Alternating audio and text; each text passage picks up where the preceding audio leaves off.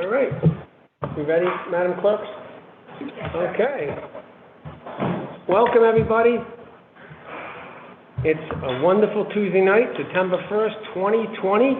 The year is almost over, hopefully sooner, and hopefully 2021 will be a much better year.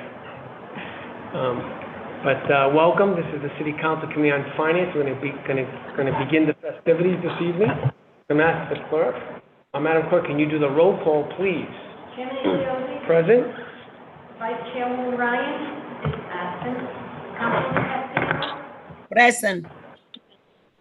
Councilman Anthony. Present. Councilman Taylor is absent. We have 3 present and 2 absent. We have 4. Thank you, Madam Clerk. First, I hope everybody's healthy and safe and doing well, their family, friends, and everybody. We're going to, as we know, it's September. We're getting back into this situation and trying to figure out what's going on with the city budget and what's happening for the future of the city. We have also joining us is President Matos. We also have Councilman Goncalves. We have Gina Costa, the Internal Auditor, Lombardi, the Treasurer. Ernie Almonte, our advisor.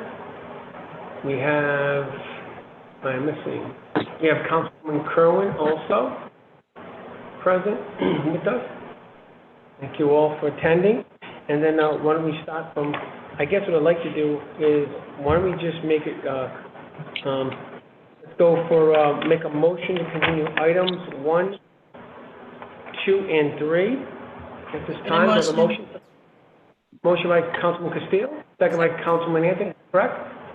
All in favor? Aye. Thank you. Next item, Madam Clerk, item number 4, please. Authorizing approval of the following contract extension award and order contract by according to section 21-26A of the Code of Waste Management of Rhode Island. Thank you. Also, I'll let the record reflect, we have Angela here. We have a guest star this evening, clerk in this evening's meeting. Say hello, Angela, to your fans out there. And hello, everyone. thank you. And also you can see Tina also. So I think we have a couple of folks in the administration who are going to testify on this matter. Is that correct, Madam Clerk? That is correct. And is it Mr. Mancini, Mr. Parada, I presume, and Ms. Silvera? Yes. And Ms. Lindbergh, I presume? All right, so why don't we have all 4 of them get sworn in, Madam Clerk, and then we can proceed. Madam Clerk, please proceed. Do you swear under penalty of perjury that the testimony that you are about to give is the truth, the whole truth, and nothing but the truth, so help you God? I do. I do. I do. State your name and title for the record. Lawrence J. Mancini, Chief Financial Officer, City of Providence. Leo Parada. Mr. Parada? Leo Parada, Director of Public Works. Ms. Silvera? Sarah Silveria, Finance Director. Ms. Lindbergh? Crystal Lindbergh, Deputy Finance Director. Thank you. All right. So why don't we start with this? I know, first of all, Mr. Parada, can you just quickly give us a present-day status of our residential solid waste collection and recyclable agreement right now? Where are we right now with this company, and what company is it? Can you tell us what's happening right now before we get to the actual proposed document? Okay. Right now, the City of Providence is working with Waste Management, which we've had a contract with since the first day of March 2018. We have before us an amendment, which is for 2 additional years, plus an option for 3 years on top of those 2 additional years if the city chooses to exercise that option. We are working currently with an agreement with Waste Management to continue services while the contract is being vetted by this committee and by the City Council. The amendment provides for monthly trash pickup, recycling, and yard waste with 3 different cost proposals under each line item. Over the course of the contract, in year 1, the increase is about 6.9% for refuse and for about 4.1% for curbside recycling. And yard waste is relatively flat. It goes up slightly. Year two, it's up 3.9% for waste, 4.1% for recycling. And if we option to go to years 3, 4, and 5, the increases are minuscule, 0.6, 0.6, and 3%, averaging out to basically 3% over the 5 years. And the same thing for recycling and yard waste. In addition, in years 3, 4, and 5, the city opts to agree to those years. Waste management will contribute $250,000 per year back to the city to use for solid waste services and or any other service that the city so desires. In addition, the contract also provides for $30,000 per year to be used for public education programs and $32,000 per year to help for replacing damaged or lost carts, damaged carts that are beyond their useful life. I can defer to finance in terms of getting a better picture on the financial impact with the city.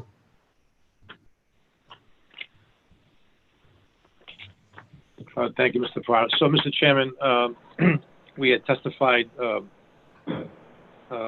I believe, 4 weeks ago, in that the current contract before the Board of Contract, and now referred to Finance for your review and your committee, presents itself as a 2-year renewal with the option to extend for 3 additional years. In that regard, the additional 3 years provides a $250,000 per year cost reduction to the city that can be used primarily by the general fund for any purpose, but it could certainly be used as an immediate reduction to the cost associated with the yard waste, with solid waste. I have reviewed the contract in its entirety. I have reviewed the fiscal information contained in the contract. I find it to be satisfactory to the finances in the budget of DPW. I have shared that information along with Mr. Parada with the internal auditor. I believe she can speak for her own position, but I believe she had opportunity to review that. And I would recommend approval by the committee based upon the information contained in the contract. Ms. Silvera, did you want to add something to state on this matter? You all set? I'm sorry. Yourself. Yes, I'm all set. You're self-muting. You're self-muting. You all set? Ms. Internal Order, Madam Internal, did you say, do you have a fiscal note of some sort? Yes, I believe I submitted my fiscal note to the clerk. Yeah. We have no fiscal note. So let me do what? Do you have it in front of you? Can you email it to the? Can you email it to me, Tina, and then I can share the screen if you'd like. Okay. I have a couple of questions about the contract.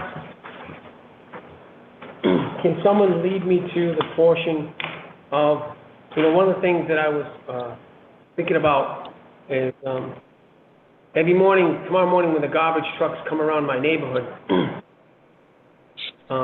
they're big, they're noisy, they're spewing full of diesel, and I was wondering that is there anything in the provision about them going electric or going lowering the emissions? Where is that aspect of this contract? People said to me it's in here, but I don't see it. So I'd like to know what's the inventory of their present trucks? Are they zero emissions? Do they plan on going to zero emissions? When will they go zero emissions? Now let me say why. I just so happen in my neighborhood to also house the 500 school buses that get started up every morning for school season and gets driven out of my neighborhood. And I can tell you that's a wonderful sight for the neighborhood. My neighborhood is one of those neighborhoods that have the highest rate of asthma and health issues that are caused by these types of vehicles. So could someone show me where is the city solicitor on the line? Because I asked that specific last time, is there any type of, since they're looking for us to re-up, is there any type of, any goal setting that they will go to zero emissions? Because nothing would be better, at least for my neighborhood. Other council members, if they want those diesel trucks, they can have them, but I would love to have like electrified or natural gas or hybrid trucks driving to pick up the garbage in my neighborhood. A couple of things. One, there's the noise pollution, and that's one big issue. Two, of course, is just the pollution in general. So those kinds of things. So where's that incentive? Can someone show me that in this contract? Because that's why I asked for it. Mr. Chairman, thank you. I believe if you go to the next to the last page on the revised contract, I'm not sure how it's labeled in terms of what you have in front of you. But there is a paragraph that's entitled Emissions Reduction Program that was added to the contract per the request from the last meeting. And if I can, I'll read a statement from Jim Nacella, the director from Waste Management, to give you an update on specifics to your questions. Dave, Yeah. Wait one second, because I'm still looking for it. Are you saying in the amendment, or are you talking about? Amendment 1. Is it in the amendment 1? That's correct. There's two amendment ones. It should be there should be a revised amendment 1, and it'll be the very last paragraph before the signatory page, entitled Emissions Reduction Program.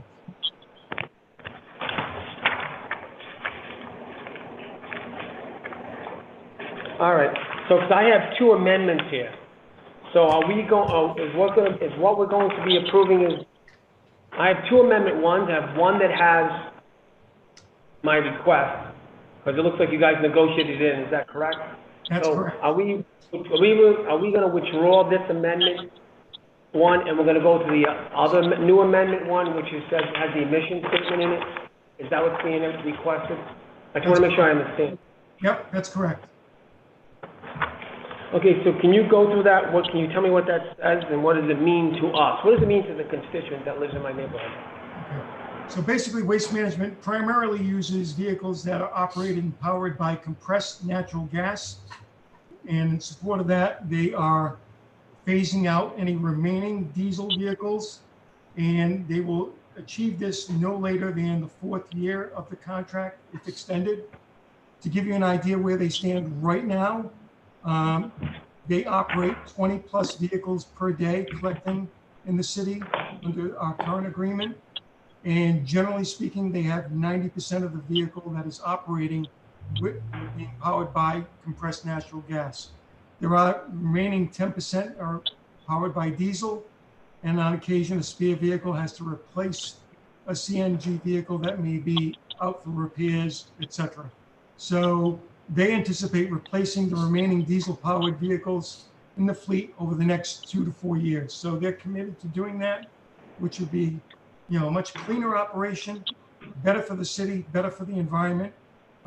They're committed to reducing their carbon footprint, and they started that process and envision completing that by year 4 if we extend the contract out to that duration. So Mr. Parado, I noticed in the actual agreement, the original agreement, it talked about they would have to provide a list of all types of trucks and vehicles and et cetera. Has that list been provided to the city? And has the internal audit received it so we can confirm their presentation at 90%? Must be my ward must be the only one that has the the diesel vehicles. So the 10% must be in my ward, which is okay. Right? I get it. I don't represent 1%ers. I get all that stuff. I'm just trying to help out the folks so give a voice to the voiceless. I'm happy. So do you have a laundry list? Because you should have a laundry list of what the vehicles are, types per the contract itself. Do you have that? I do not, but I'm sure I can get it from them. I will contact them first thing in the morning, and I'm sure they'll be happy to provide us with a list. And Madam Auditor, can you make sure you get it and confirm that 90% of the vehicles are the natural gas and et cetera, and low emissions and et cetera? Madam Auditor? Yes, I'll do that.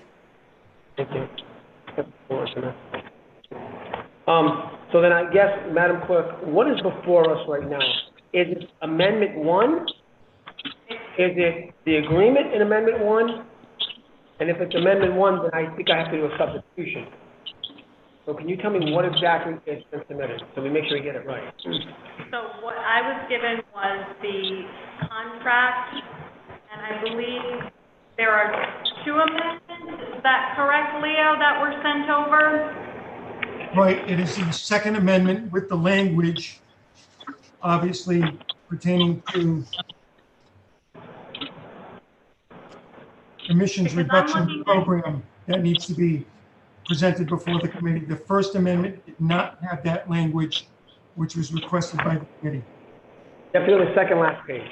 Look for this clause, emissions reduction. Okay? That's it. So I have 2 amendment 1s, and that's where the confusion comes. So we have to substitute. I think what was submitted was this one. Okay? So let me do this first for the committee's purpose. We'll ask this question. Committee, can we have a motion to substitute item, it looks like,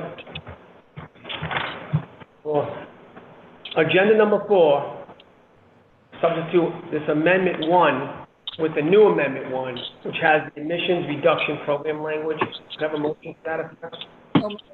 So move. Councilman Anthony, second by Councilwoman Steele. Discussion, all in favor? Aye. So that's it. So, questions by committee members? Councilwoman Anthony? I am so sorry. I am still having trouble. So I've accessed the agenda through the portal, the public meetings portal, and I still don't think I have the right contract because I can't find the reference to the CMG paragraph. Okay. So Councilman Anthony, I have a funny feeling that what's on the portal is the old amendment, Okay. right? I think that's what's going on here. Okay. So, Madam, can we get this new one on the portal or not? I can access. I got it right. Portal So, is that possible? It is possible. Okay, well, all right, let's do it at a time. What I'll do is, Mr. Chair, I'll get it through. I'll access Okay. the box another way. That's okay. But I do have a substantive question too. yes, Councilwoman Anthony has the mic. Thank you so much, Mr. Chair. So I'm having some trouble figuring out, so you're saying that there is a $250,000 cost reduction per year for 3 years that can be used to be contributed to the general fund or to the cost of the contract? Why is that? I mean, why isn't it just the $250 off the contract? Mr. Valerio, Mr. Mancini, Mr. Parada, could you please answer Councilwoman Anthony's question? Well, I believe it's a method that Waste Management used to get to years 3, 4, and 5, whether it's in incentivization, whether you want to call it 250 as a give back, or just, if the committee feels more comfortable saying, okay, we're going to reduce the price by 250 per year. It's just a matter of what is better for the city. Is it better for the city to take a $250,000 annual reduction in costs, which could be spread out over a monthly basis? Or is it more advantageous for the city to utilize that 250 for other solid waste purposes or general fund purposes? It's really, it's a matter of what is better for the city, and really up to the committee to decide what is better. I don't think it makes a difference to Waste Management. Okay, Mr. Chairman, Councilman Anthony? does Mr. Mancini have an opinion on that? I do not have an opinion. I'm working off the information that was shared by Director Parada. I just thought that his remarks were pretty accurate, that the vendor, I guess, to incentivize the city to continue over the option period, would use that as a means to say that while costs are rising, we will offer you a discount, or we'll offer you a reduction in those services on a 1 year by 1 year basis over each of those 3 years are are exclusive to themselves in terms of option to renew. When I saw that, I did some pricing of the contract, and I thought that it helped keep the contract into a range of increase of no greater than 6.5% over the span of those 3 years. I broke that information down within the contract. I shared the information with Mr. Parada, and I don't believe I shared it directly with the internal auditor, but I do believe she's aware of that information. From the contract itself has several schedules contained within the contract. And once you do the pricing and the extension of the mathematics, you get to see whether $250 per year is a reduction. It's stated in the contract it would be acted as a reduction. So I didn't view it as unusual, although I did view it as an incentive. So I really would defer to Mr. Parada if he knows more about those negotiations. I think it was just purely an incentive. Okay, Mr. Chair, I'm sorry, I might just say something about that. Well, because I have a couple of questions too. So, Councilwoman Anthony?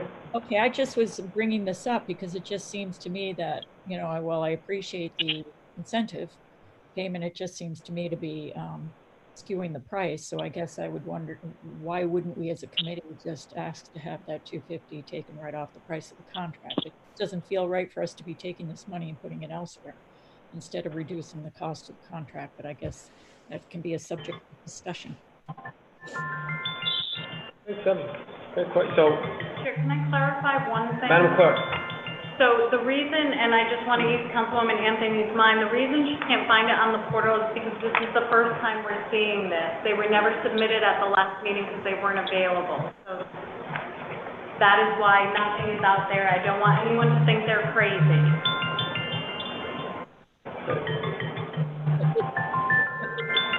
All right, so it's hard for us as committee members, Mr. Chair, for us not to see this document so we can comment on it. That's all. So noted. So let me start a little bit from the beginning. Internal auditor and treasurer. Are you on the line? Yes. Yes. Okay. So I'm trying to understand, if we were going to extend this contract, how much was it normally going to cost the city, period? What was that number going to be?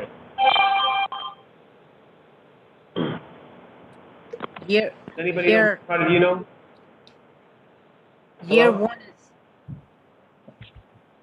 Year one is a 7.15% increase. So the continuation of the contract and the first year is a 7.15. It goes from 6.7 million to 7.2 in the first year of the continuation. But I believe that 250 or 750 is not available until year 3 of the extension. That is correct, Leo? That's correct. That's right. So year 1, which is 7% increase, it's Okay.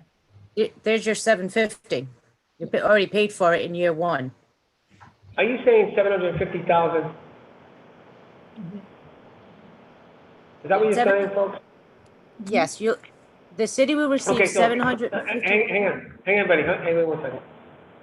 Because the advent of Zoom and all this technology, we even have to be more demonstrative in what we're trying to show to the public, because like storyboards, graphs and stuff, because the committee needs to know exactly how this is all playing out, and the public does too. So just for future reference, as much, and the Councilwoman Anthony would appreciate it, as much demonstrative evidence to explain what it is, like, it makes it easier for us to translate to myself, and I think to all of us.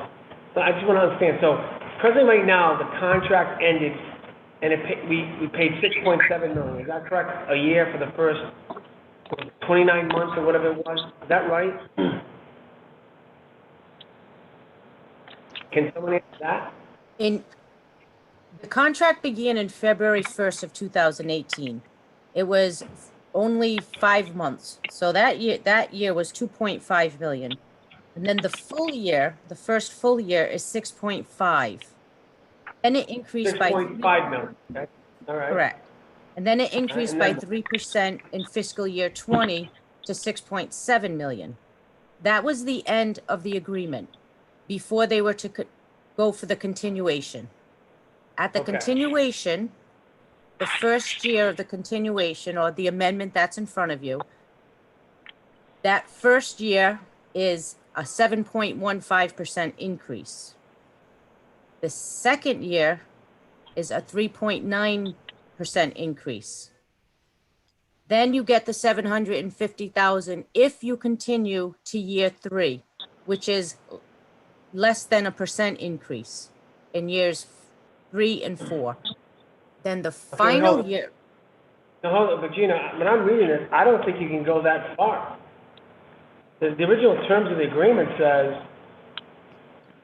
term of the agreement shall be a period of 29 months, right? From the February 1st, 2018 to June 30th, 2020. Then it says you can grant up one extension of this agreement, right, that such extension will be noticed. And then it says the extension may be up to but not exceed. So they're saying you can do 5 more years of extension. Is that what you're saying? Yes. So, okay, so then this idea of 750,000, which I presume represents 250,000 divided by 3 for 3 years. Correct. You cannot obtain that until you agree to re-up to get to the 3rd year, right? Correct. So if we don't Correct. do the 3rd year, we don't get any 250,000. We don't get it this year, we don't get it next year. So what it is the carrot, Councilman Anthony, because this will be before you next term, will be, they're gonna give us $750,000 to re-up again. Don't you wanna take that? And then Gina, that next year, what does it go up to, what percent? Because it went from 10.5, then 3.9, then what's the next percentage bump? If the 3rd year, because the 3rd year is the carrot and the stick, right? So what's that Correct. percentage? So what's that percentage? Like 0.48%. So, my question to you is, we paid 6.7 mil, is that right? Past this year, okay? So help me out. Now we increase it by 7.15%. Then what? How much more money? What's the total number for the next fiscal year? Goes from 6.7 mil to what? 7.2? 7.2. Okay, so now I'm at 7.2. Now, going to the next year, I go from 7.2 to adding 3.9%, plus 4% goes to what? 7.5. 0.5. Okay, yeah. Okay. All right. So there is no 250,000 today, Councilman Anthony. Thank you. None tomorrow. So that's okay.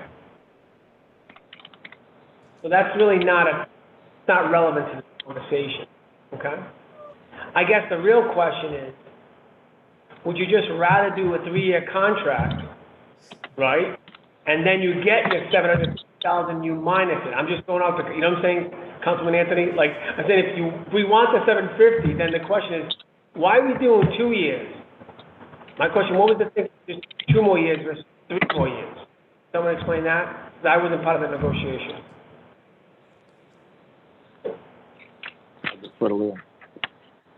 So basically, I mean, I think, as part of the contract negotiations that we've had with Waste Management, we indicated that 2 years was the maximum that the administration would like to go with. You'll have a change of a council, you have change of administration during that time frame, and there's always opportunities to look at what's coming down the pipe. We don't know what's going to happen 2 years from now.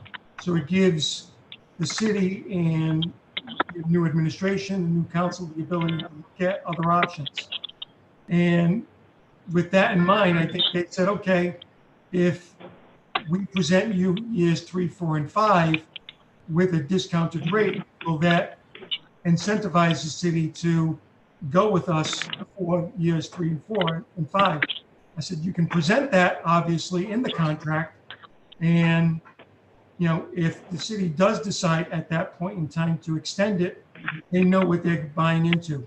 But it does give the city the flexibility in year 2 or year 1 to say, maybe we want to look at other options and find out what else is out there. Right now, if you were to go out to bid, to be frank, you don't have a vendor out there that can ramp up and take on the size of the city right now. So I recognize that. Right. I guess the follow-up question is, why did we wait so long? Like, I know why it's here now because of the timing, but even, like, why wasn't this brought, like, 6 months prior to the expiration? So, internal order, when did it go before the Board of Conscious Supply? So, did it come before them, like, it should have been, like, roughly either November, December of last year, or January of this year? When did it go before the Board of Conscious Supply? It wasn't before the board until right before you went on recess. Right, so I guess the question is, why was the negotiation, why did it not happen? Because you have a 6-month period to read the contract, right? It's 6 months before it expires. So you kind of put yourself in a box by forcing you have no choice now because you're telling them it's RFP and you can't get someone to ramp up, right? But yet, no one negotiated last year, October, November, December, which is the 6 months prior to the expiration. You ended up waiting pretty much the month before the end of the expiration of the contract. So you put yourself in the blocks already. Well, to be honest, Mr. Chairman, when I became acting director in mid-October, the contract was put before us and we started negotiations, but I have to say, they were prolonged. They were not easy. There was a lot of back and forth between the two parties. So it wasn't that we decided, say in March, April, that we need to go into negotiations. No, it was a prolonged negotiation process. It wasn't an easy one.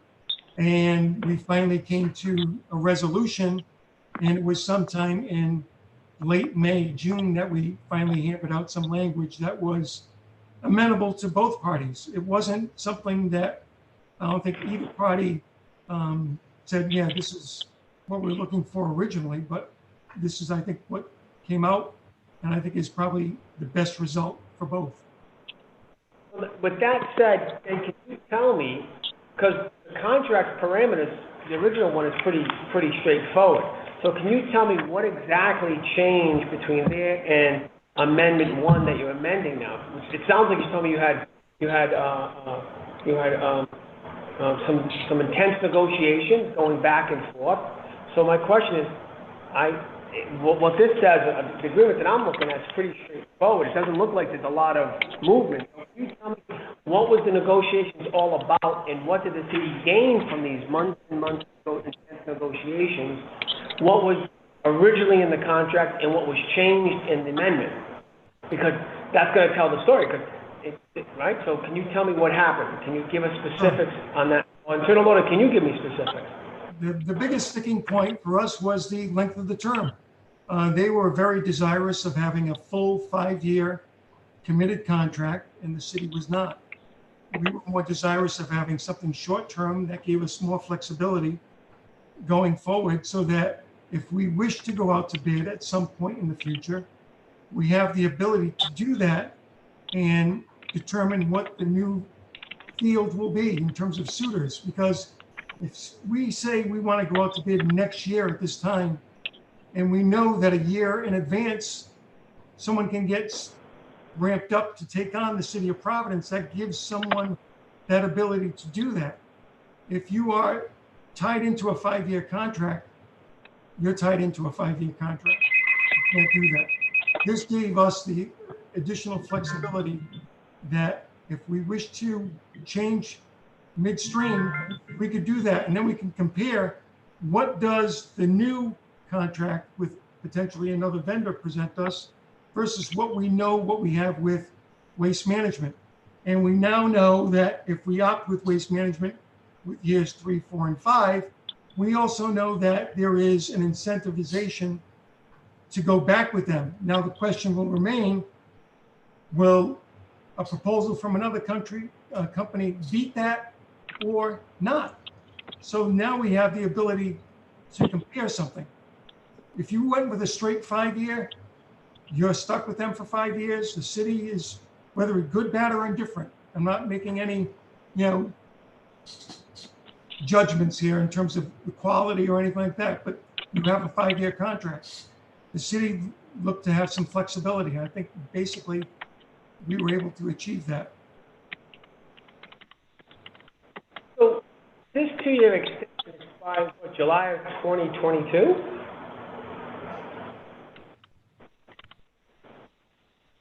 I didn't catch that. What was that again, Mr. Chairman? So this proposed amendment expires July 2022, correct? June 30, 2022. That's correct. Yes. Right. So that's going to expire anyway, and that's going to still be with, and I could be wrong, Madam Clerk, or, will there be a new council, new mayor sitting at that time? 2022, July 2022? I believe so. There'll be a new council and mayor sitting in July 2022? Yes. No. It will? No, it'll be January 2022. July 2022, there's going to be new council, new mayor. Listen, I just want to know, I didn't know I'm leaving early. Just want to make sure I understand what's happening. Is there going to be a new council, a new mayor, July 2022? Okay. So now with that said, one of the statements you said was, we didn't want to have it be extended too much because we wanted to make sure a new council, the new mayor, et cetera. But reality is, Councilman Anthony, you and I are still going to be here when this expires, and we're going to still have to make the decision, right? So what I'm saying is, if there is any ability to obtain any savings, let's say that $750,000 Councilman Anthony mentioned, it would then expire July of 2023, which would only be 6 months into the new council term. And that new council, because starting that January of that year, the new council and mayor would begin negotiations in earnest because it's 6 months before it expires, right? So then that council and mayor can negotiate a brand new contract to bid. Am I right on the timing? By the way, I'm not. Yeah, you're right, Mr. Chairman. It would be a 3-year, in that case, it would be a 3-year contract. So I'm saying is that if there is any ability to save any money, okay, do we consider that? I'm just throwing out there. Councilman Anthony brought up a valid point. I'm just wondering if there is ability to save money, then maybe negotiators like, if we give you 3, I want the $750,000 now to help with the budget problem we have now. Just like when we sell our street lights and, we want to sell this and that. Maybe this is a little bit easier because at least we get some services, right? Does that make sense? Committee members, Councilman Anthony, Councilman Steele. Okay. Internal auditor, does this make sense at all? Internal auditor or treasurer or Mr. Almonte? Mr. Chairman, if I may, can I weigh in on that? By the way, as long as it's short, please don't, I don't want a full history on beginning 30 years ago. Go for it. Also, by the way, Councilwoman, okay, and after Ms. Mancini, I got President Matos, I'm sorry, then Councilman Craig. Thank you. Mr. Mancini? So, Mr. Chairman, in my diligence and review of the contract, I had come to my own conclusion that it was in the city's best interest, while holding the line marginally on the increases in the 3 components of the contract, which is spelled out in the contract as residential collection, residential recycling, and then curbside yard debris and holiday tree collection, to give that category. When I did it, not only did I look at the first 2 years, while the incentive played some role, let me share with the committee what I arrived at. Mr. Mancini, hold on a second.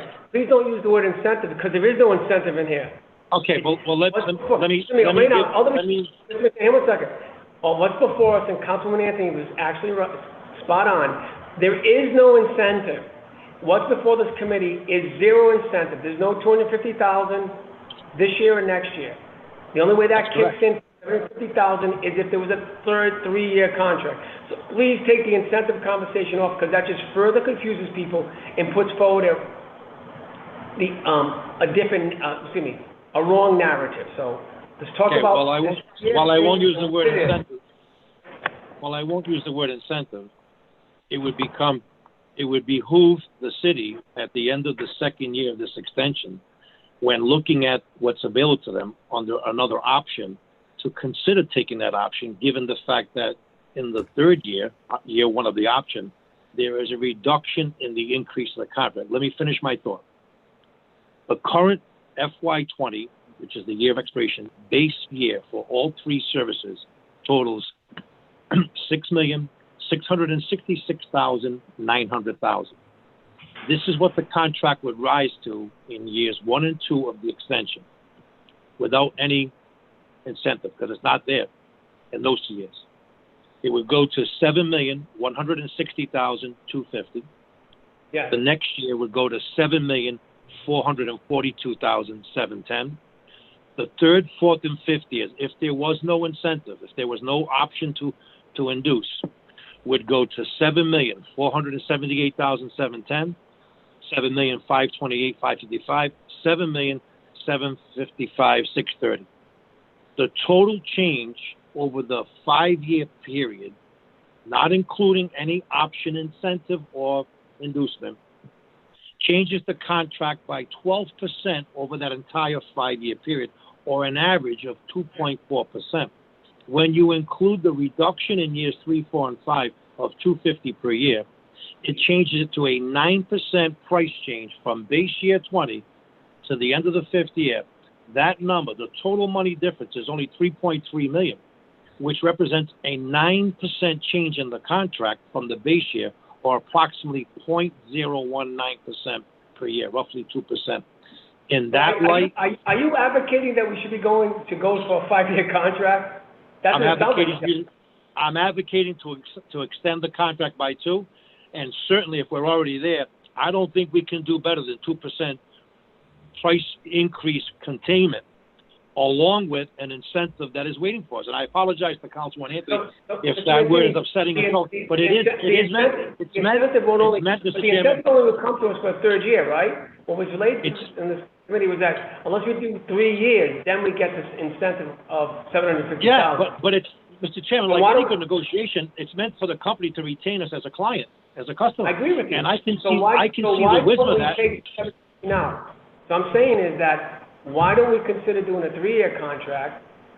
It will support your original premise, which is you do not want to lock down a future mayor and a future council to a long-term contract. It'll just be 6 months. Meanwhile, this council and this mayor can reap some of the benefits of that $750,000 being lowered in the contract now. Does that make sense, Councilman Anthony? Are you saying yes or no? So, Councilman Anthony? maybe before she answers, Mr. Chairman, if I just may say one thing, Councilman Anthony, my apologies. I don't mean to interrupt your thought. Mr. Chairman, with the highest respect for the elected body, you would not be doing a disservice to your future colleague members of the council who would be elected when those of you who are not able to serve can't serve. They would look upon that as a favor of service, because you were able to take today's pricing in today's uncertainty of what the cost would be for hauling, transportation, landfill costs, the uncertainty of that. If you ask me today, all day, I would give you the answer that is, I recommend approval. Absolutely. All day. Councilman Anthony, my apologies. You all set, Mr. Mancini? Can I continue? I am. I'm all set. Councilman Anthony, President Matos, and Councilman Craig. Councilman Anthony? I guess what I'll say on this is they probably wouldn't, if we just did the 3-year contract, we probably wouldn't get the incentive. So, I mean, I understand now what it is, and I understand fully what we're doing. It just didn't make any sense to me at all as to how that was supposed to work. But I understand your concern, Mr. Chair, about not wanting to extend it. I mean, to let the next council or the next mayor, negotiate. Oh, actually, I didn't say that. I was relaying the concern of the administration. Oh, okay. I'm okay with it. I mean, it's all I'll say. Now that I understand. And if I may say, I didn't come up with that. It was relayed on just earlier that they testified. They said, if we do 3 years, we get the $750,000. I didn't come up with that. Okay. Mr. Parada, Mr. Mancini said, if we do a 3-year contract, we get $750,000 incentive. Is that correct, Mr. Mancini, Mr. Parada? What I said is the 2-year contract then yields itself to the 3-year options at $250 per year, not $750 in the 3rd year. It's $250 per year. And again, for that, Mr. Chairman, I recommend that it would be taken in highest consideration. It is definitely in the best interest of the city, no doubt. Mr. Chairman, Mr. Chairman. Council President, go ahead. Thank you. I've been waiting patiently for quite some time, and I have questions that if I don't ask them, then we have to take the conversation back to the beginning. So I just want to ask the questions. You got it. I want to understand if once we approve this, and I have like 4 different questions, please bear with me. Once we approve this contract, is this going to be retroactive to what day? My understanding, July 1 of the current fiscal year. Mr. Parada? Okay, Correct. this fiscal year. Okay, Correct. why we couldn't go out to bid with this contract instead of trying to have this 1 year, 2 year, 3 years? What is the main reason why we didn't go out to bid? We had the same issue that we had last time. We went out to bid in 2017. The only bidder was Waste Management. We did some due diligence, called around, and all of the other haulers that are nearby in the state do not have, number one, the capability of handling the city of Providence, the size of our city. Number two, they would need at least 1 year to ramp up in terms of buying equipment, getting up to speed to handle a city of our size. And number three, if we did go out to bid, all of them indicated they would be looking for a minimum of a 5-year commitment because they'd be purchasing equipment that they don't have, hiring people that they don't have to handle a city of our size. And that was going to be my next question, why we're doing the 5 year. And I guess you just answered that. My concern is when we do 5 years with this contract, sometimes there's many issues going on, and it feels like the city has just, or the vendor will have the upper hand. Whenever we have issues in the neighborhood, we want to make changes. So that's why I don't like the 5 year contract. Now, if we do the 2 years, as the chairman was saying, this council will be still dealing with this contract in 2022, and then we will be making the decision for the new city council that are going to start the next year. So that timing doesn't make sense to me either. I would prefer to go with it 3 years just because of that, but I would like to hear from more of my colleagues still on this. So I think for now, those are my questions. Thank you, Mr. Chairman. Thank you, Madam President. President Pro Tem Correa. Thank you, Mr. Chairman. I too have several questions, but I do want to echo the council president's remarks that I too feel that with the 3-year contract may be the best option to go right now. I don't have a copy of the contract here in front of me as well, but I know that prior when it came, I had some questions, and some of my other council colleagues have brought to my attention, and we've had some discussions with Leo and whatnot. Can we speak a little bit, some specifics on the contract, such as what is the responsibilities of Waste Management when it comes to the bulk items that are left all over our neighborhood streets on the sidewalks? Mr. Parada, can you answer that question? So basically, the bulk items, it's a obviously it works both ways. It is a responsibility of the resident to call in prior to the time frame that is posted by Waste Management. I believe it's 1 p.m. the day before. It is a responsibility of the person to do that. So in many cases, either A, the person has called in too late or hasn't called in at all. The city has, as part of this contract, is working with Waste Management to try to improve the system so that it makes it more convenient for the person to call in, easier for them to get in, whether it's through online or other means. And we're working as part of this contract to improve that. We acknowledge that it's not always easy to reach them, but the better we make it, the more accessible we make it, it's going to be easier. It works both ways. It's responsibility of the customer to follow the rules and regulations, and it's Waste Management's responsibility, once a ticket is generated, to pick that stuff up. If they miss an item that it was a ticket generated for, they're responsible for picking it up. If no ticket was ever generated for it, meaning the person never called it in, a lot of that falls on DPW, and we pick that up because we don't want to see the item out on the street. I think it'd be better on both parties if we can make it a smoother process, whether that's via online or better phone-in system. So they've agreed to work with us to try and improve that, but I think it's incumbent upon both parties, residents and Waste Management, to work better together. So, Mr. Prater, I do agree with you on that, but when it comes down, and we've had these discussions with yourself as well as the previous director, but mostly since the pandemic has hit, we all know that a lot of companies are working remotely, and Waste Management has issues with their call center. We've had constituents that try calling, switched over, the calls were dropping. Waste Management acknowledged that, they were working on it. It's gotten better, but there are still problems with that. And again, as you also acknowledged that, the call system that they have, it doesn't work.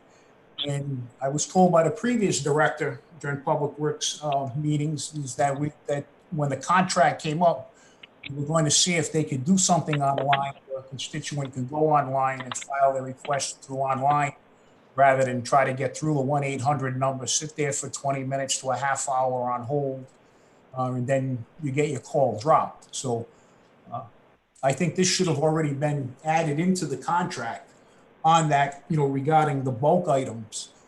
Also, we've had some discussions I was told that when the contract come up, we were going to be working with Waste Management when it came to yard waste. We've had seen over, for the last couple of years is that, come October, November, sometimes all the way up until December, the weather outside is still nice and people are still gathering leaves and cleaning their yards and whatnot. And then, yard waste starts, but then we still have it out on the streets, and Waste Management is no longer picking it up. And now we have to deploy DPW crews to go out and pick up the yard waste. And we were told that when the new contract come up, we were going to renegotiate, extending that probably until the end of November or something like that there. Has this been done in the contract? And then the same thing with the Christmas trees. We end up with Christmas trees that stay out beyond Christmas because of the different religions that celebrate and stay up longer in some cases, but then they end up out on the street. And if blown down the street or in front of someone's house until like March or April, when either we pick them up or yard waste starts back up. So yes, on a couple of your points, there is a provision in the new amendment where Waste Management will enhance the capability to take online requests for collection of bulk items. And they will work with the city to streamline access to residents to register for a bulk item pickup. So they're going to continue to work on an online solution and work with us to do that. So hopefully we can make it better for residents and make it easier. That's what we're looking to do. So they're not either waiting online or getting dropped call. They can do it right there. And if the city can assist with that, we're more than happy to do that, because we'd rather see the item be acknowledged and picked up on a regular schedule. In respect to leaf and yard waste, the provision in the contract, basically it's a monthly cost service. If they factor that in, we have the ability to extend it as long as we like. The average cost of the new contract is $75,000 on average. The actual cost in year one is $75,000 per month. So we can do that on a monthly basis, and we just need to acknowledge that that's what we're going to have to pay. We've typically cut it off in years previous, but we have the flexibility of going forward with that. We just all need to acknowledge that when you extend it out, it's on a per month basis. So when it go back to the yard waste in Lee, is waste, well, I don't think they are, but can we get them to like offer the residents like a drop-off service for like yard waste for compost or something like they do in Cranston and Warwick and East Providence and stuff? They have sites where residents can go on like a Saturday or whatever and drop off whatever branches or anything that they have like that there?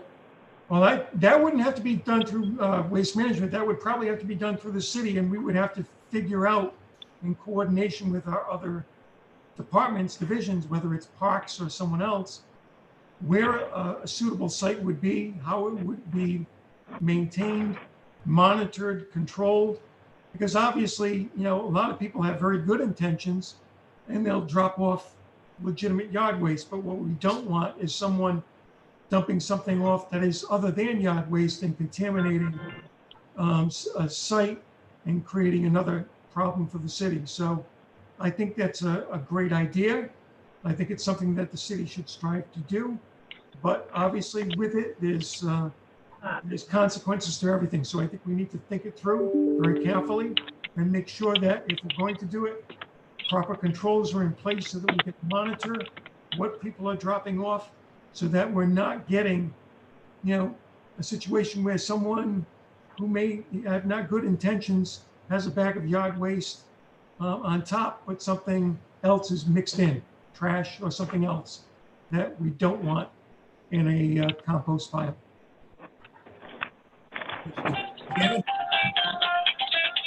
Okay. I would ask everybody to mute, excuse me 1 second. All the other members, could you mute your side? We're having songs and all sorts of stuff, so mute that stuff. President Pro Tem, do you have, you all set? Because we still got to get back to the contract, and I know there's some other councilors that ask questions. President Pro Tem? Leo, can we talk just quickly about what is the responsibility? How are we addressing mattresses with waste management? What is? So the contract basically calls for a resident fee of $26 per mattress to be paid in advance. The mattress has to be recyclable. It's the same process that every other community follows. If a mattress is contaminated or not considered to be recyclable, they will not accept it. Residents have the ability to bring it here. Right now, our mattress depot is closed on Saturday. But if we do open up in the future, we will continue to monitor and segregate mattresses that are recyclable, and which ones are not.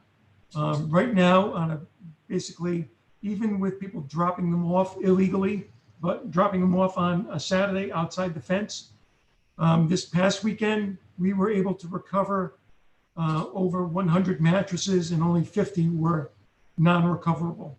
So when we say recoverable, that means we can bring them to the Mattress Recycling Council and we're not charged anything. So we're doing fairly well. Do we need to improve? Yes. Do we need to open the mattress depot at some point? I agree, but there is a service that Waste Management does provide. Unfortunately, some people do not wish to pay the $26. Some people do, and other people choose not to do that.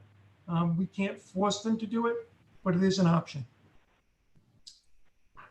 Okay. Thank you, Mr. Chairman. Mr. Chairman.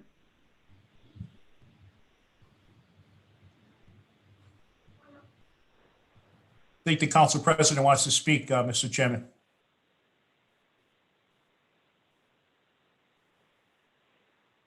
Hello, Mr. Chairman? We can't hear you, John. Council President? Thank you. Council President? You have it, sorry. Thank you, I was Mr. on Chairman. So, couple of questions follow up in this conversation. One is, should we be treating this contract as a sole source contract?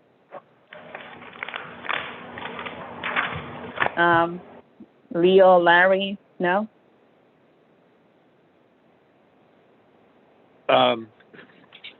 Well, while I won't say, Madam President, sole source, you might say unique source. And why I say unique, partly because they're the industry leader, partly because they're the incumbent firm with the city and know the city.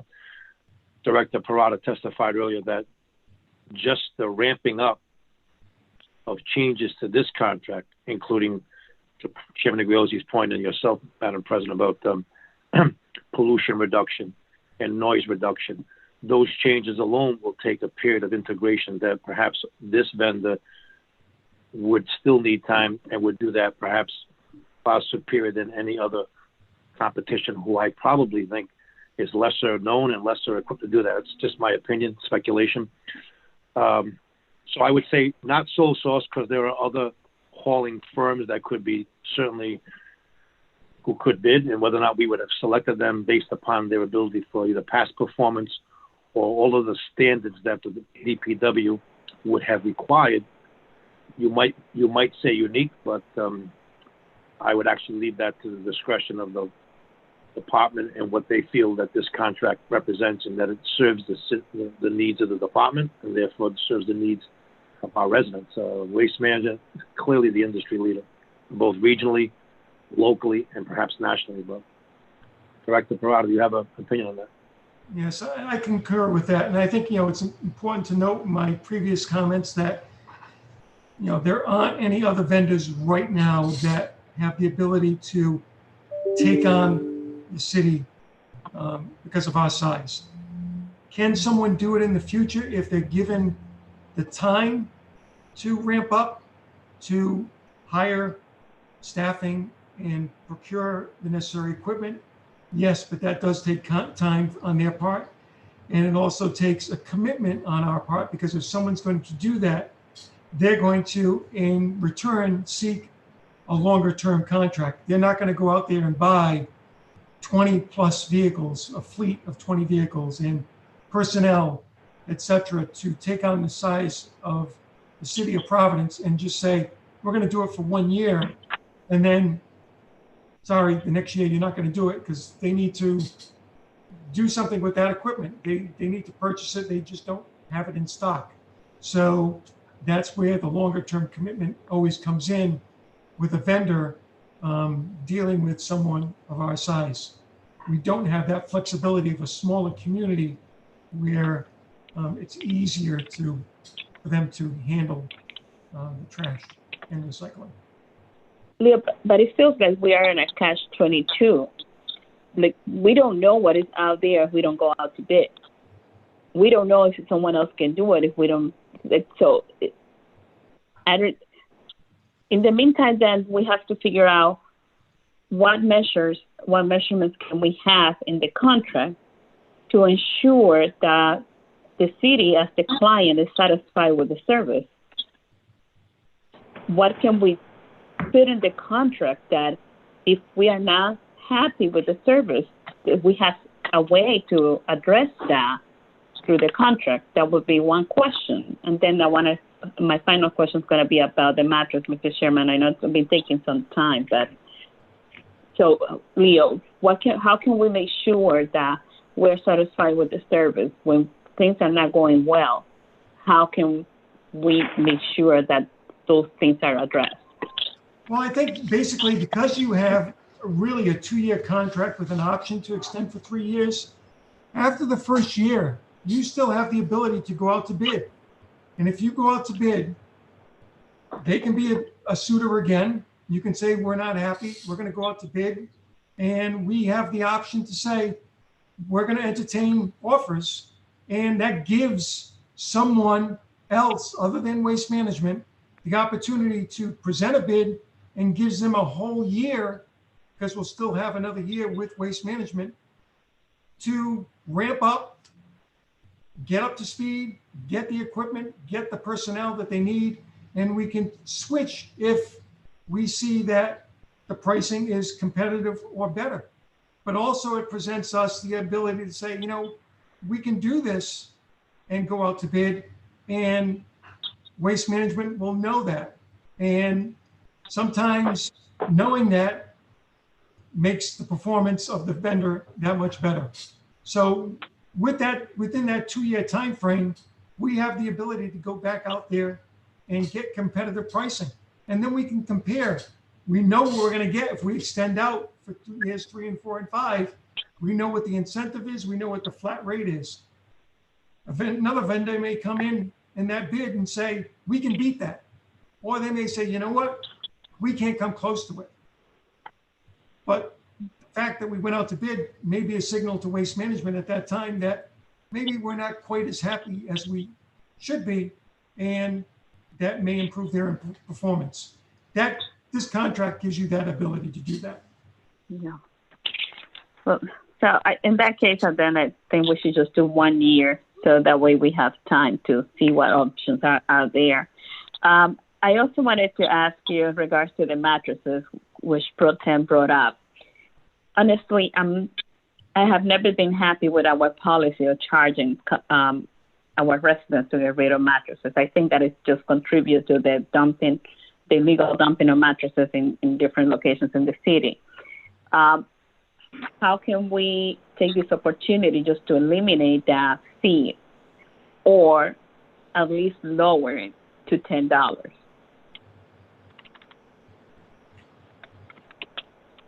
Pretty much, I believe the $26 is the industry standard. If you go to any community in the state of Rhode Island, we did a price comparison. It is either that amount or more for a resident to dispose of a mattress. In many cases, the fact that we have a mattress depot, albeit it's closed now, if we open it back up, it gives that opportunity to residents to do it for free. We're willing to do mattress drives. We can do that during the weekday. So we have some flexibility. We don't encourage people to dispose of their mattresses illegally, obviously. We go out there and we try to ticket and do things that prevent that. But I don't personally think it's the resident that is disposing of the mattress illegally. I think it's a lot of people, companies that may be preying upon homeowners, say, I'll take this mattress off you for $5, $10, and I'll dispose of it, and they dispose of it illegally because they just present themselves to the resident as an opportunity. They pick it up at a discount. They're not doing it for free. They're doing it cheaper than the $26, but the resident is still paying, and that person is then disposing of it illegally. We've caught a few of them, and the assistance of the police department, we've done quite well in the last few weeks, and we're going to remain vigilant because we're not going to put up with people just throwing stuff on the street because they feel that we don't care. We care a lot. We don't want to see it, and we want the neighborhoods to be as clean as possible. Having that type of activity. Mr. Parada, let me just cut to the chase, and then we're going to get the Councilman Guncon. The question is, can the price be lowered? The answer is yes or no. The answer is yes, but we'll probably have to pick, the price will probably go up on the city side. That's the answer, right? So let's put it, okay. Let me finish. The next question is, if we're trying to do some illegal dumping, maybe it's a way where if we could lower the price or make it 10 or 0, we make sure the constituent, I think the problems we have in our neighborhood, it's not my constituent who's putting the mattress in front of the house, the problem. It's the people who come from outside the city or people who collect in the city and dump in Nunnaconnecut Park the truckload of mattresses in the city. That's a different scenario. But so let me get to the next step. Councilman Guncon has some questions. So the question is, if we're going to lower it, it's going to have to cost us some money. That's the bottom line. Or make it 0. We need to figure out a better system to make sure it's associated, that mattress is associated with our constituent's house in front. That's an easy fix. I'll explain to you later offline. I'm not gonna spend the time because it's really not that difficult to figure out. Councilman Gunkow, you have a question? Thank you, Chairman. First, I'd like to thank all my colleagues and echo their sentiments. I have a few questions here, if you don't mind. I understand that this vendor is well positioned in the city, and I'm sure there's a time crunch here, but is it possible to continue to renegotiate the contract? And what, in your opinion, would be the implications for that? Not sure what you mean by renegotiate the contract. I mean, we've renegotiated for the past, 5-6 months. I think this is what we came up with. I think it's a good contract for the city. It presents an opportunity for us to opt out if we so desire. It also presents an opportunity for us to have savings in years 3, 4, and 5, as well as some predictability. The problem that you have is, as I mentioned to the committee, is that in terms of options with other vendors, you're extremely limited in terms of who can handle the city. There's no one out there that can do it, not within at least a year out, even if you went out to bid. Sure, and it sounds like bulk items and environmentally sustainable practices seem to still be pressing concerns expressed by our council colleagues. And while I haven't read the specific clauses of the contract, what was the methodology for getting council input in these contract negotiations? I'm not aware. I mean, Make it simple. Product. Make it simple. None. Just make none. Thank you, Mr. None. Let's make it simple. Just none. We don't. Councilman Gunkow, you continue with the question. The answer is none. We're here now with that conversation about it. It's post-negotiation. So I want to reiterate the council president's points, and I understand that this vendor is well positioned in the city, but what's the mechanism for providing them with ongoing feedback and ensuring that they're meeting city expectations? Will there be an online platform? What's the mechanism? Yeah, there's a constant dialogue with our department in terms of what they do on a daily basis. We hold them accountable for it. So our department will continue to be in conversations with Waste Management in terms of what they do. We take the feedback from the council on a daily basis very seriously, and we let them know. I know council members interact with Waste Management directly and let them know. So that happens on a regular basis. I think they're well aware of what they've done in terms of their pluses, as well as what they need to improve on. Right. So if they're already guaranteed this contract, then what leverage do council members have to ensure that they're meeting expectations? Because it sounds like, they're already guaranteed this contract.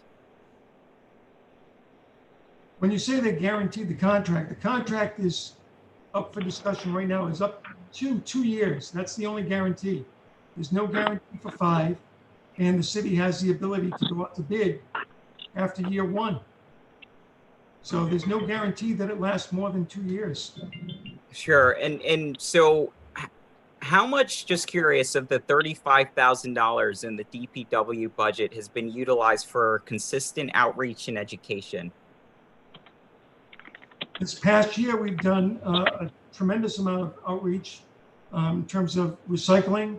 Our environmental associate director has purchased magnets for recycling and how to recycling, and those being distributed on a citywide basis. They've also helped with other pamphlets and paraphernalia to help educate the residents in terms of what the do's and don'ts are. I think what she's done in the last year has been greater than what has been done in previous years. And she'll continue to use that funding to help do outreach with the public, letting them know whether it's recycling, whether it's bulky waste items, whether it's mattresses, whether it's rodent abatement, whatever it is in terms of taking care of waste. She is going to use that education fund to help mitigate some of the issues that we have on a regular basis. And that being said, can some of that money potentially be reallocated towards subsidizing the mattress dumping fees? That's a good question, but I don't, it's based for education. Subsidizing for mattress fees. Mr. Prada, hang on. Councilman Gunkov, I think we have a solution, and Mr. Prada, why don't you hold off on answering that, and I think we can answer, I think we have a simple solution to solve this mattress fee in 1 second. If you could hold, Mr. Prada, hold on 1 second, okay? So, but I want to, Councilman Gunkov, can you move on to the next question you want? Because then I want to get Councilman LaFortune their questions, and then I'll explain how we can have potentially either all or a portion of the mattress fees mitigated in this contract. So let me do. Do you have another question, or can I go to? Sure thing, Chairman. This is the last question. So is this something that we can factor into the contract, that ongoing education, so that they're also taking on the efforts in conjunction with the city? So the money is built into the contract. So that is part of our contract. With the vendor, so they are actively engaged in educating members of the community on what they should do or what they can do to help mitigate the challenges? I'm sure, yeah, we can have discussions with them in terms of having them assist us with that. Absolutely. I think that would be great. Those are my questions, Chairman. Thank you very much. Thank you, Councilman Gunkov. Councilwoman LaFortune. Thank you. Director Leo, my one question was in terms of like negotiating, because it sounds like the incentives sound really good, but as Council President has stated, we don't want to be locked into a situation where we're unable to renegotiate the contract. So is there a possibility, and I think someone may have mentioned it, but is there a possibility that we can negotiate some of the structural issues now so that they can be included and perhaps have some sort of midpoint or some sort of language in the contract where there's some sort of assessment that's done at some point or in the middle of the contract, that we can assess if the things that they're charged to do or that's outlined in the contract that have been met, and if they haven't, there's an opportunity to go back to the table. I think I would need some specific language that you're looking for. I know there's something in the original contract in terms of what their performance is supposed to be. But if there's specific language that we're looking for, I'm willing to present that back to the vendor and see if that's amenable. I'm sure it would be. Okay. But with that said, I mean, obviously, it's a negotiation. Okay. My other question is, what is the average cost to dispose of a large mattress or any type of bulk items? Because I know for a lot of cities, they charge because of the expense of disposing those types of materials. So what is the average cost? The average cost outside this, I know many communities charge different amounts. Sometimes it's $35. Sometimes it's $50. Sometimes they limit the amount of times that you can dispose of a item. It's once a quarter, once a month. So right now, the city is in a position where we offer the service, limiting it to 3 items every week. So it's a very, good program for the residents. And unfortunately, given that it is very good, there's no universal system throughout the state. So unfortunately, that does lead to some abuse. I have a cousin, I have an uncle, I have a friend.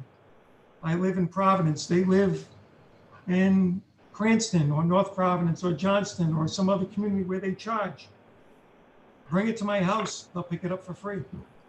That happens. We don't know how often, but it does happen. And unfortunately, you know, that system, because there's no universal system for bulk items or mattress disposal throughout the state of Rhode Island, that's why you have, whether it's illegal dumping or people bringing items to people's houses or dropping stuff off, that may not occur in other communities because other communities are more strict than Providence. So there's consequences to everything. And it also sounds like there's an environmental consequence as well, because I'm assuming those items are going into the landfill. That's correct, right. Okay. My final question, is there a way, because I know to pick up bulk items, you have to call a separate number from 311, and I think at times that is a bit confusing for people. So is there any way, assuming that 311, someone would always be readily available to take those calls, but is there a way that we can use the constituent services, whether it's online or just calling 311 to make those requests so that we don't have a separate line or number for people to call, just to streamline the process? Yeah, I think we can probably look at that, and also, you know, creating the online system.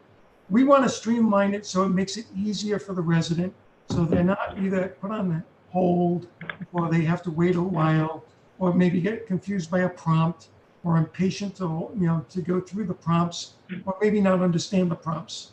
So yeah, whatever way we can make it easier, we're all for that, particularly for the resident. So yeah, we can endorse that. Okay, thank you. All set, Councilman LaFortune? Thank you. So, Mr. Thank you, Chair. Parada, thank you very much. Let me just go to a little background. Right now, presently, how many tons of mattresses do we dispose on a yearly basis? It's a good question. Off the top of my head, I know we do 200 to 400 mattresses per week. I know last year the amount that we had to dispose of at the state landfill that we got charged for was around 90,000. So if you do a quick calculation, those are the ones that were non-recyclable. So we get charged 90,000. Is that 90,000 a year? Yep. So that's about 45 tons of mattresses per Okay. year that are non-recoverable. In other words, they are soiled, damaged, they cannot be recycled. Okay. So let's talk about that for a second. Let me go back to the financial question of the actual contract. So what I've read in the contract is this. Right now, it was almost 2 plus year contract for the first go round, and expired June of 2020. Okay? Then it said you can do an additional incentive of 5 more years. You can either do 1 year, 1 year, 1 year, or you can do 2 years or 3 years, and maybe do another 1 and 1, or 3 and 2, 2 and 3. And for the upcoming this year, the increase of the contract goes to 7.4%.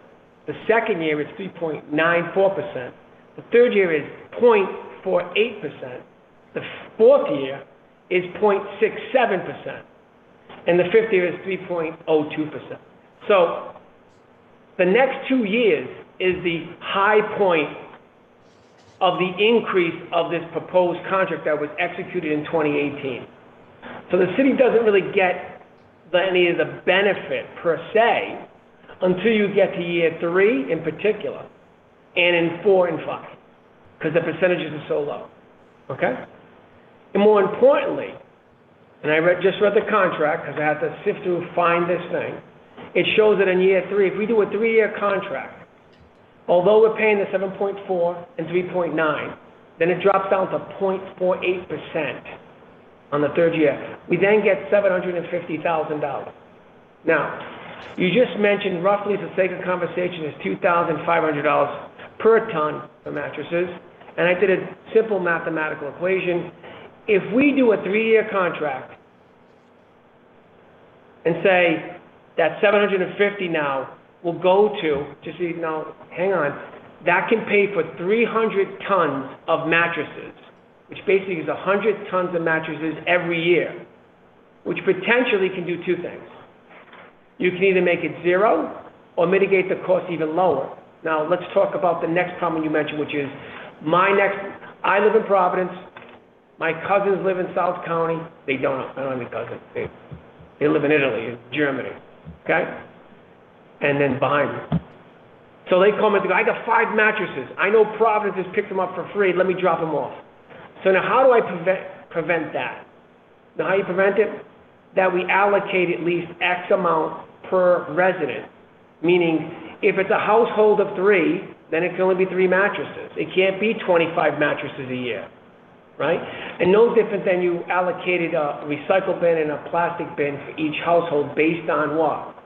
If it's a 3-story, 3 tenement, it's what, 2, 2, and 2, right, et cetera.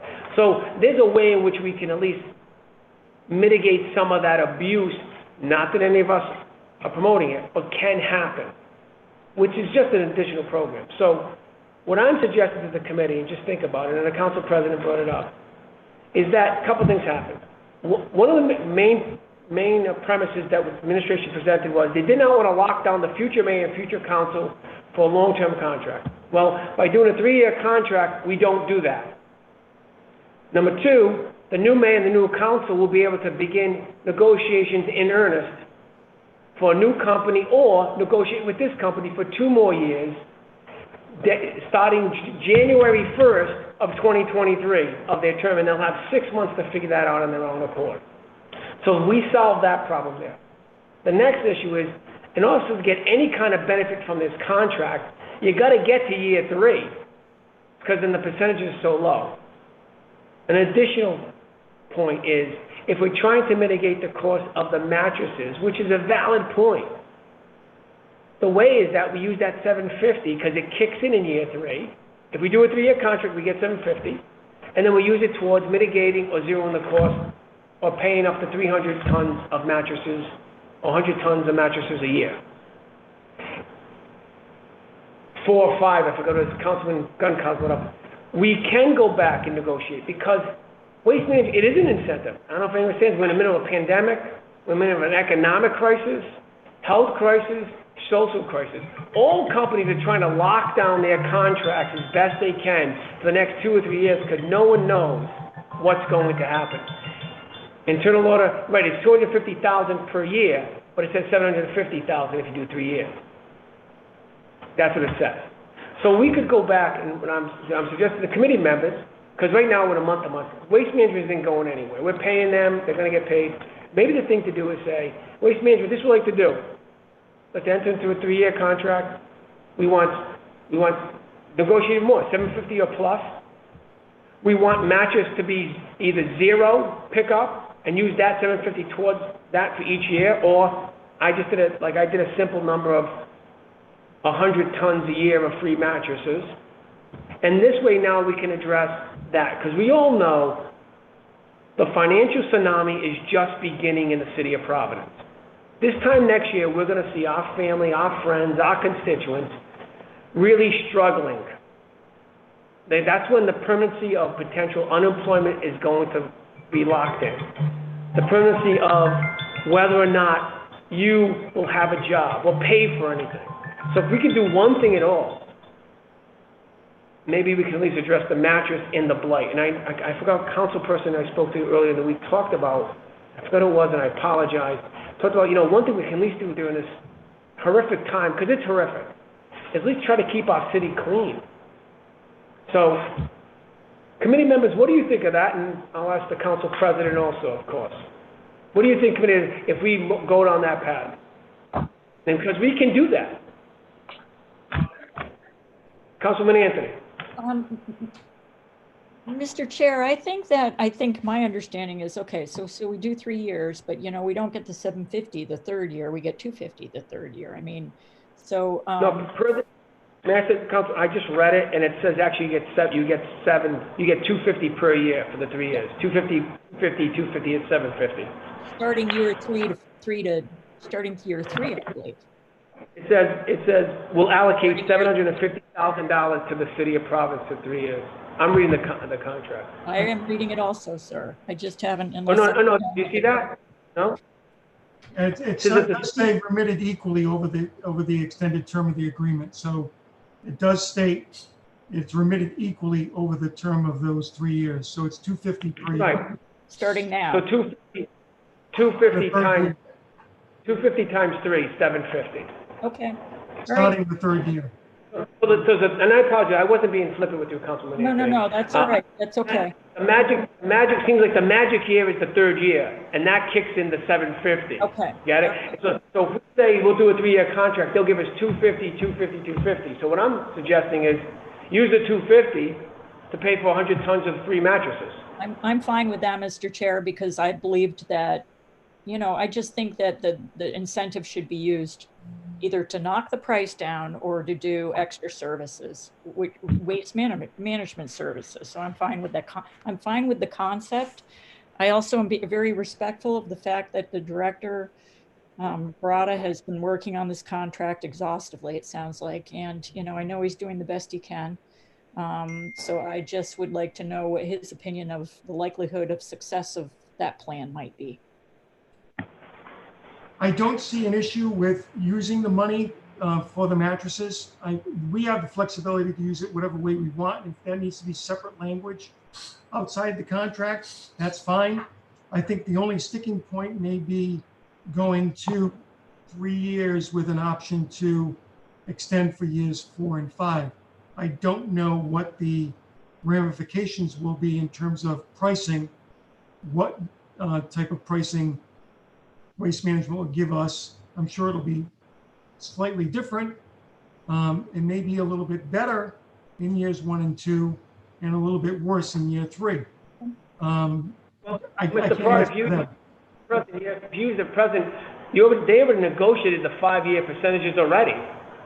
Right, You got so 7.4, 3.9, 0.48, 0.67, and 3.02 for the next 5 years. That's already been done. The question is, you can go back and either keep those for the 3 years, and then you have an option, the next council, next mayor, to say, do we re-up for the next 2 years or next year? So those percentages are already there. That all it's about is negotiating either lower or keeping it the same, and then applying the mattress money, applying them the $750 per year towards the mattress program. That's all. It's not that complicated. You see that? Because these are the numbers you guys presented to me. I have the stuff in front of me.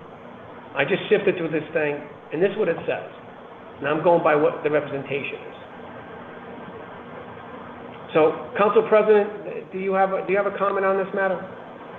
I actually like your idea a lot, Mr. Chairman. I think I was a little bit troubled, I believe, like Councilwoman Anthony, with this incentive funding. It felt like a little bit of a kickback or something like that. But applying this funding to the benefit of our residents, our constituents, and to lower the price or maybe eliminate the price of the mattress, I think is a perfect use of that money. Thank you, Mr. Chairman. Thank you, Madam President. Mr. Mancini, is this something you and your team you think is achievable?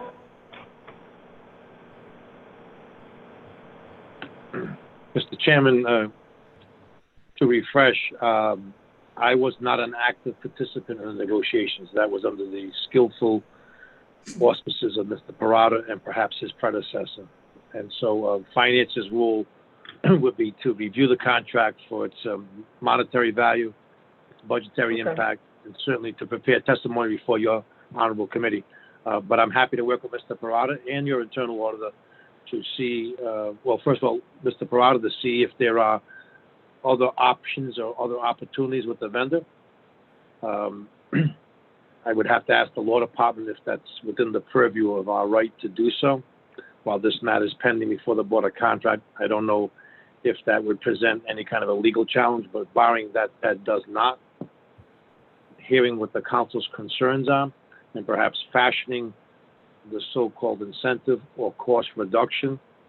Maybe it could be dedicated. I think that, Chairman, that would be language that the council could insist as a budget restriction, like, yes, we'll accept the cost reduction, the incentive, but be it known, it will only be used to offset or enhance or to propose a larger effort for mattress program in the city. So I would work off of that information, but I would definitely work with Mr. Parada to accommodate what we are now legally allowed to do.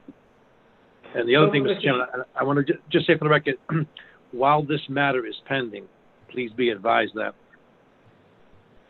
I am in a unique position with the finance director to have to consider how do I pay bills as those bills come in. We're already into the third month of the new fiscal year, and there is this expectation that we're working off of prior authority, but that's not true. The internal auditor, to her credit, some time ago, has indicated that departments should not be working off of expired authority, not because of continuing appropriations. That's different. The continuing appropriation means we can use the same money if the matter is still in force.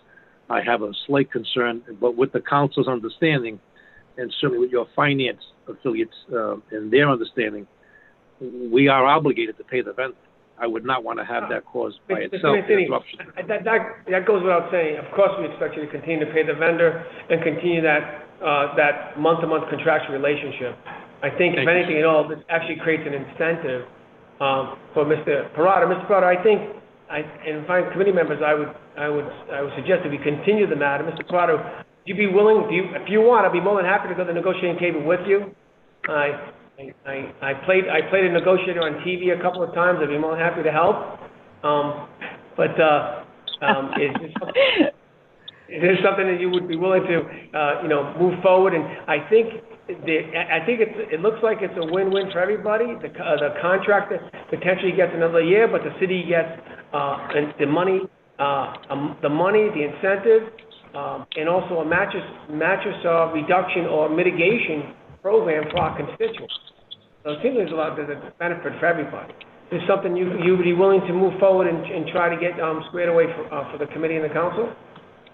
Sure, Mr. Chairman. And I may say, if you or the committee has some, I'm not saying definitive, but some proposed language that you would like to see, I'd be more than happy to receive that so that I can work it in and present it to Waste Management so that we can start it as a negotiating point, and I'm sure that we can hammer it out. Okay, one second, Mr. Mancini. So I would ask the internal law and the treasurer will put that together. We'll help you with that, and we'd be more than happy to. And then before Mr. Mancini, I got Councilman LaFortune, and then Mr. Mancini. Councilman LaFortune. Thank you, Chair. I think for me, one of the important things is if we can have any type of like environmental assessment in terms of like charging people or having a cost associated with the mattress pickup versus not having a cost or reducing the cost. My biggest concern, as you mentioned earlier, Director Parada, is, with people perhaps abusing, where people from other cities might say, well, Providence is, charging a lesser fee, or they're not charging anything at all. So we'll dump our mattress in front of someone's yard or house, and someone will pick it up. So that's my biggest concern. And also the capacity to dispose of these types of mattresses so that it does not become an environmental nuisance. So I would love to see any type of environmental study that might be associated with why the costs have been allocated towards mattress disposals. And I do think I thought the city already had like a bulky item mitigation program. That's the program that currently exists. But one of the things I also would like to see is perhaps if you could provide us with a full outline of the current mitigation program as it stands, and perhaps list some of the constraints and challenges with the program currently that have caused some significant issues for your department as well as, the residents. Sure thing. But I think your points are well taken. Thank you, Councilman, Mr. Pryor. Thank you, Councilman Fortune. We have the internal order, then Mr. Mancini, internal order. Hi, yes, Mr. Chairman, that sounds like a great plan. Look forward to seeing the new contract. I do have some water contract and supply clarification. This is not a new contract. This is not a $7 million contract. This is an amendment to a current contract. The award should include the total contract. If it's 2 years, it's not 7.1 million, it's 14.5 million. And it needs to be added to what the beginning contract was, which was 15.7. We need to show the full amount. Okay, because if this goes on to year 7 and 8, we're looking at how much we're spending under one contract.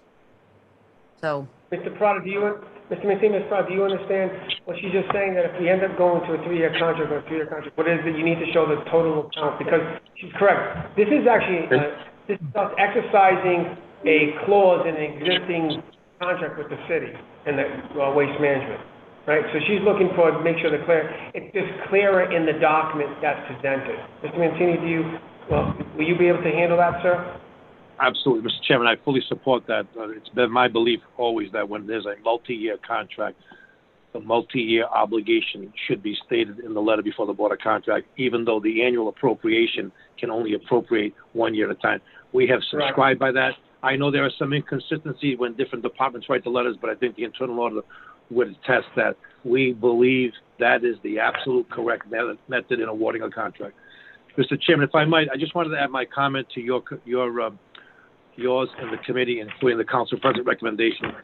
If it's the belief of the council that any incentive or cost reduction that is being offered be held and used nearly exclusively for either environmental concerns or the mattress program, I think Mr. Parada would have opportunity, knowing that, I think he could, and I'd be happy to assist, drive a deeper discussion, because knowing that we'll be focusing on one area of the contract management, the vendor may be able to offer better terms, because now they know that their incentive really is to deliver that best outcome. And we may find that they might be able to provide an incentive that's greater than the $250 per year, but in fact would result in great assistance to this mattress problem and any other environmental concern. So with that, I might just recommend that Mr. Parada, in the lead of this negotiation, think that through and see how that would play out with the vendor. So my opinion. Thank you.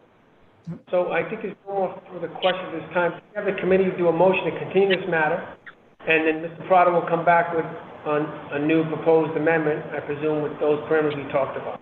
A motion to continue? I'll move. By Councilman Anthony, second by Councilman Castillo. Discussion. I just, once again, offer my services, Mr. Parada. If you need any assistance, I'll be more than happy to sit at the negotiating table with you. Just want to let you know that. Okay? All in favor? Aye. Aye. All opposed? Thank you all. Thank you, Mr. Parada. Thank you, Mr. Chairman, for a great meeting. This was a great discussion. Thank you. Thank you, Council President. Your thoughts are very important to us in the committee and the city. So let's go on to the next item. And I just want to say that we probably won't be able to get to the full discussion, so it's getting late. So what I'm going to do is we're going to try to until about 7:30 tonight. So I'd ask any council member, committee who will not have an opportunity to have all their questions asked and answered. I will continue this matter to the next finance next week if we don't get there. Does anybody understand that? Okay. With that, Madam Clerk, could you please read item number 5? Discussion relative to the Workshare program. The following has been invited: Sarah Silveria and Emmanuel Echevarria. Thank you. Thank you. So who do we have is going to talk about the Workshare program for the administration? So, Mr. Chairman, along with myself providing other points of information, Ms. Echevarria as Director of Human Resources, and I believe Ms. Silveria will provide financial and pay code information. Ms. Echevarria will provide, I believe, the success of the program thus far and what the plans are for future considerations and continuation. So with that, Mr. Chairman, I'm available for additional support, but I ask that you turn that meeting over to Director of HR, Echevarria, and Ms. Silveria. So, Mr. Echeverria, why don't you, Madam Clerk, could you please swear him in? Mr. Echeverria, raise your right hand. Do you swear under penalty of perjury that the testimony that you're about to give is the truth, the whole truth, and nothing but the truth, so help you God? I do. Please state your name and title for the record.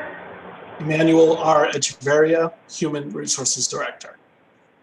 Thank you. So, Mr. Echeverria, before you begin, could you first give a quick, brief explanation? What is the Workshare program? How does it work? Has it always been available, you know, or is it something new? And then also, how is the city using it, and what departments are using it, and how they're using it? Okay, so I'll give you the mic, sir. Of course. Good evening, Mr. Chairman, members of the Finance Committee, members of the City Council. To give some background on the Workshare program, the Workshare program is something offered by the Department of Labor and Training at the state level. It is a program that has existed before the city has utilized it. The program is aimed at avoiding layoffs for employers. And the way that it avoids layoffs is that it subsidizes a portion of the unemployment insurance costs that the employer, if they're self-insured like the city of Providence, would be responsible for, while laying off, quote unquote, the employee for a portion of their work week, not to be below 10% and not to exceed 50%. So when we found out that the city would be eligible to benefit from this program at 100% of the cost, typically the city would still have to fund 50% of the unemployment claim because we are self-funded for that. But under the CARES Act that was introduced to provide relief, we would not be liable for any amount. So this was 100% savings to the city to transition or offboard the payroll costs onto the unemployment system at the state level, if you will.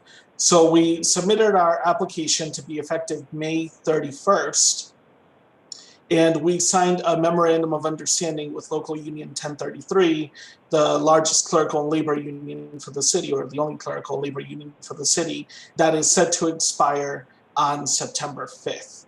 And we put over 600 employees on this program from both branches of government through cooperation with the city council offices and also the water supply board. The departments, so the way we administered the program is we had two levels of Workshare, 20% and 40%.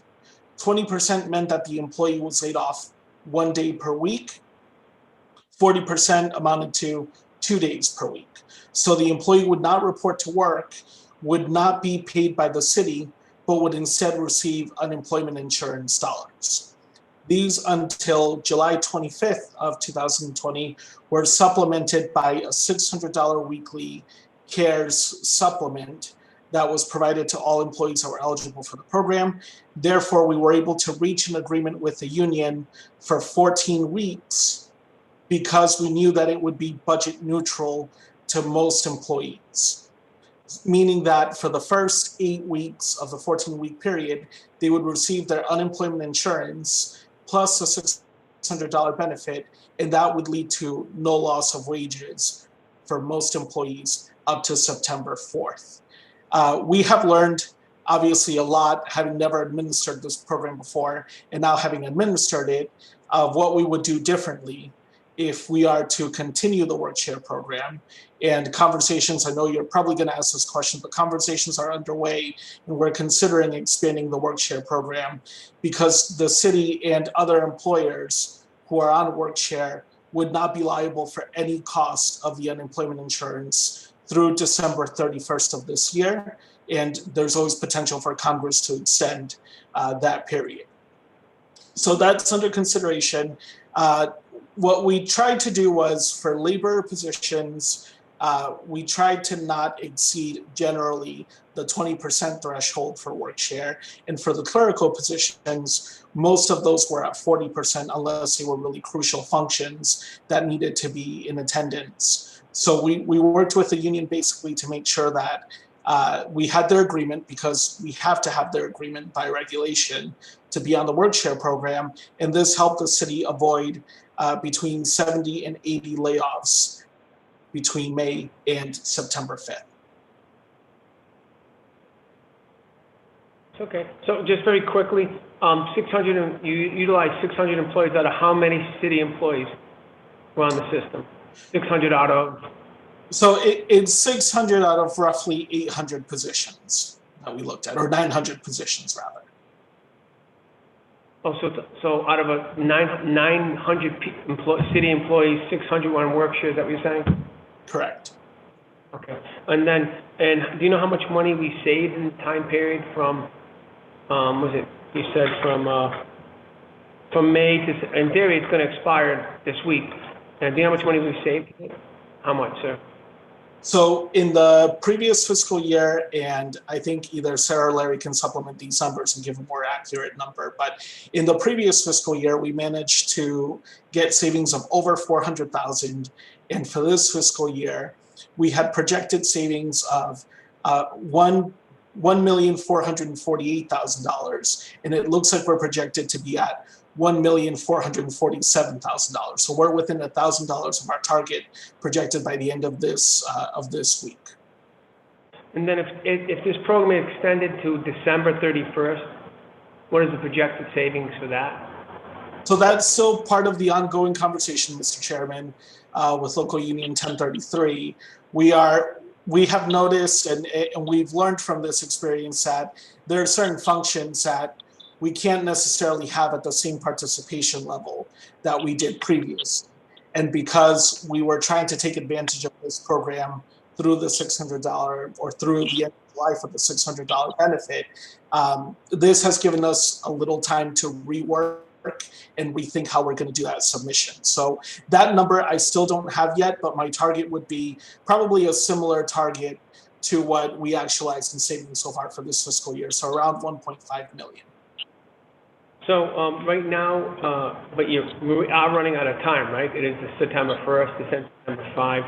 So I presume you guys are going, I presume the administration is going to have some resolution with the union sooner, before the end of this week, to say yes or no. So I presume the carrot and the stick is either we're going to have to lay off 70 people, or will you agree to some type of Workshare program, right? I mean, that's the carrot and the stick, isn't it?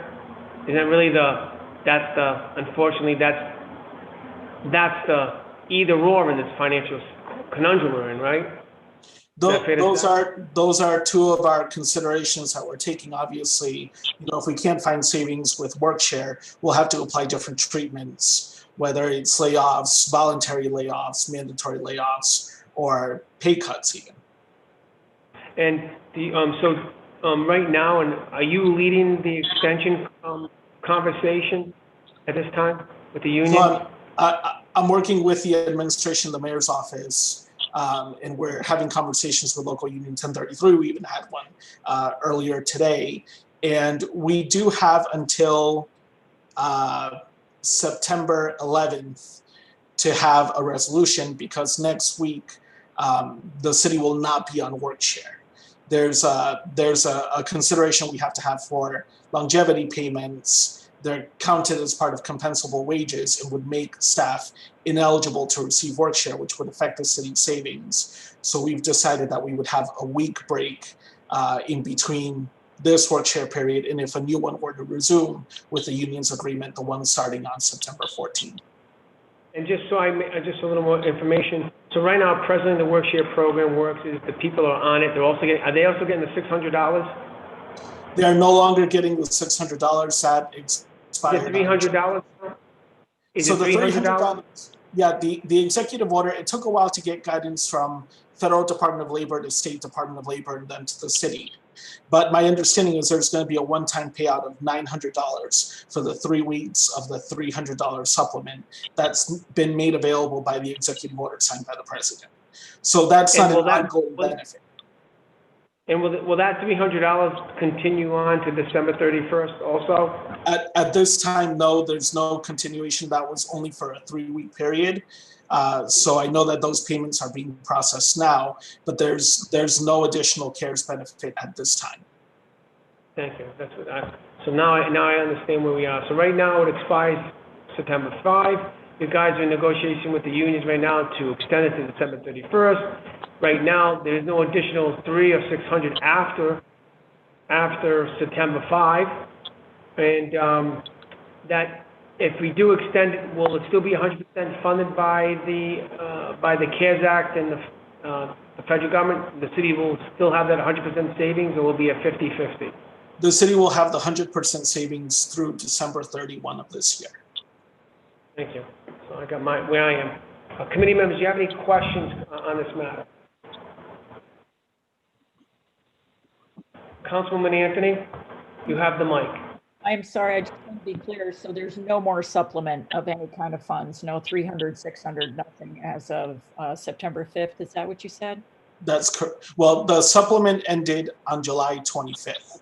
Okay. Our agreement with the union for the current Workshare arrangement ends on September 5th. Okay. So if we were to continue this Workshare program, obviously they are not going to be made whole, the people Correct. that are in Workshare. Okay.